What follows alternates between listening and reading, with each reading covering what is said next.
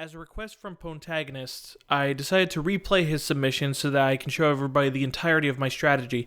This is a little modified from what I did in the video, but for the most part it's the same. Nothing important was changed. I just did things faster and it allowed me to get away with certain tricks. Anyway, click, bam, look at that, Nintendo Presents. We are ready for this stuff. And no, I'm gonna keep my name as Mark. With a K. Yeah, fucking turn off that music. That fucking awful Inescapable Fate. You wanna know what's inescapable? That fucking song! Anyway. Wow, that sounds very angry video game nerd-esque. So, basically these first few turns are just gonna be me breaking out of this cell. I give Legault my Iron Lance because I don't need it, because the Javelin has been buffed in this hack. It has less weight and has infinite accuracy, and it's overall just... I think it's stronger too. But yeah, I think as long as you're in this cage, you continue to get gold, but I'm not entirely sure on that. Legault buys 3 door keys. You need at least 3, because you need to free Matthew, you need to free Florina, and you need to free Dart and Harkin. So I think that's a total of 5, maybe 4 people. I might be wrong. 1, 2, 3, 4. Okay, so that's 4 people. So I think you only need 4 then. Well, 2 door keys, they have 2 uses each. God, that's confusing. Anyway, lots of turn optimization here. You only really need the Iron Rune in that first chest to survive, like, that top left pirate, I think, because he has a killer axe. But the Iron Axe, absolutely essential, because you need Dart to kick the shit out of everything. Because the moment you recruit him, the remaining units, like Legault and Alan, basically become irrelevant for most of the chapter. Alan doesn't become relevant again until he promotes, I think. And Legault, once he gives these items away, he's basically just going to sit in the corner of Dart's cell for the rest of the chapter. Mainly just to make baiting the money man easier, and so that he's out of the way and I don't have to move him around and make things take longer.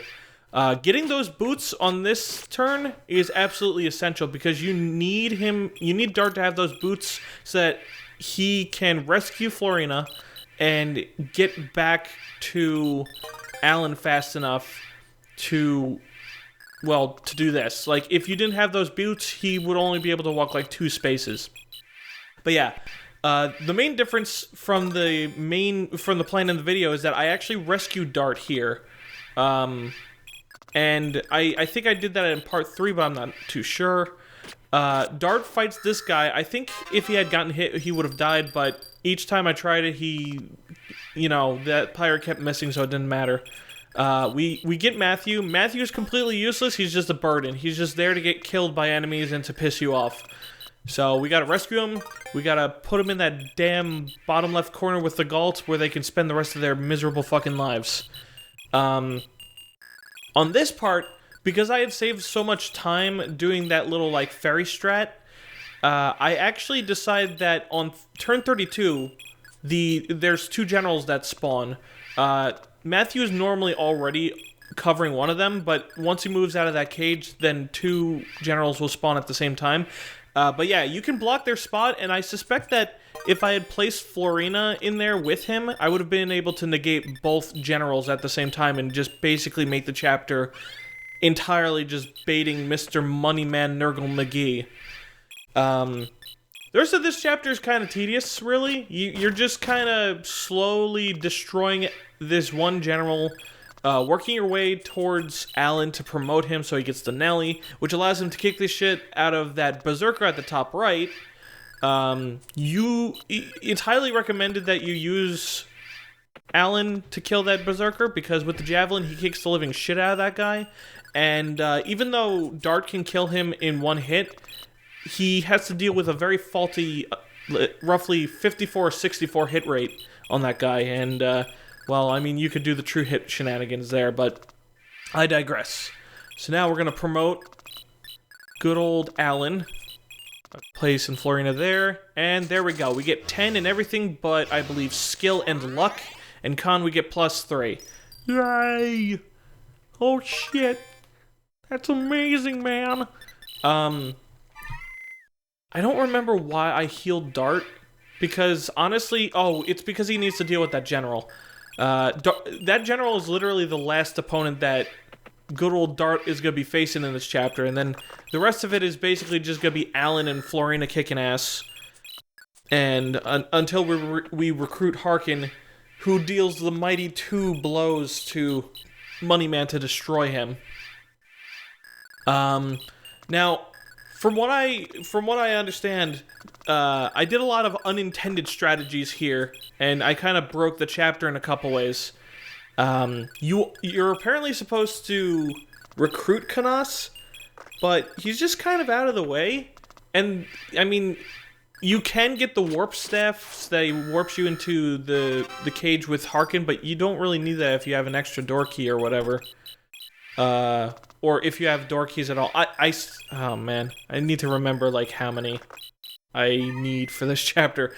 But yeah, you don't need Kanas at all. He doesn't contribute to combat because none of the chests have tomes that he can use.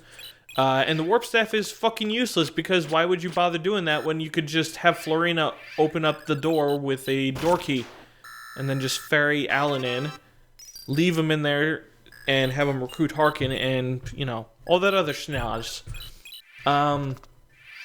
Yeah, I'm not sure if there's anything else to say about this chapter. I will say that I'm not much of a fan of submissions that have the only one solution where you have to do a very specific set of strategies, movements in order to beat it. But something I've noticed is that I tend to find a way to not do the only one solution and find a different solution instead. And I always get messages saying, "Ah, shit, you broke my chapter." So, I mean, I guess I should take that sort of as a compliment, because, like, I'm good enough that I can break people's chapters like that, even if they're, like, carefully thought out like this.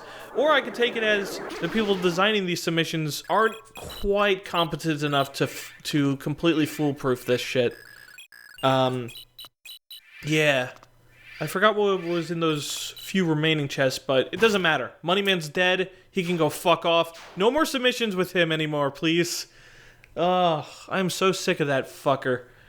Can we like revive old Marky Joe memes like Birded and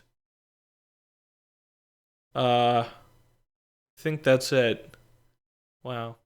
Well, I mean, I'm sure people in the comments will tell me, "No, you're wrong. This one is funny too." And then hopefully in the future we'll get a submission referencing it. Actually, no. I'd rather people just come up with their own original humor rather than, like, using memes and shit, because it's just like, whatever. Who gives a shit? It's just a meme, and you need to be part of the Marky Joe fan club to even get them. I think original humor would go very far. Yeah, like, make a submission so funny that it generates a meme on its own, you know? Like, I guess Effie Lover 3 submission, Mark's Special Day. I don't know, some people list that as an example. I have a headache. I think I'm gonna go to bed. Bye.